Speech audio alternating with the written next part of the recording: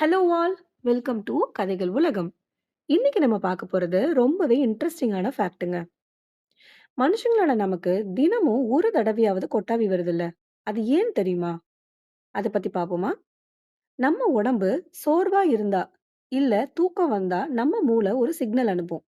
கொஞ்சம் fresh air இல்ல oxygen இன்னும் வேணும்னு. அப்பதான் நமக்கு பெரிய கொட்டாவியா வருதுங்க. அப்படி கொட்டாவி விடுறப்போ நம்ம உடம்புக்குள்ள அதிகமான காற்று உள்ள போகுது. அது நம்ம மூளைக்கும் கொஞ்சம் ரெஃப்ரெஷ் ஃபீல் குடுக்குதுங்க. ஆனா, இன்னொரு இன்ட்ரஸ்டிங்கான விஷயம். இது எல்லாருமே நோட் பண்ணியிருப்போம். நம்ம பக்கத்துல உள்ள யாராச்சும் கொட்டாவி விட்டா, நம்மளும் கொட்டாவி விடுவோங்க. அது ஏன் தெரியுமா? நம்ம மூளையில மிரர் நியூரான்ஸ் அப்படின்னு ஒரு ஸ்பெஷல் சிஸ்டம் இருக்கு. அது என்ன பண்ணும் தெரியுமா? மத்தவங்க பண்றத பார்த்து, அத அப்படியே காப்பி பண்ணி பண்ண சொல்லுங்க. அதனால தான் மத்தவங்க விடுறப்போ நமக்கும் கொட்டாவி வருது.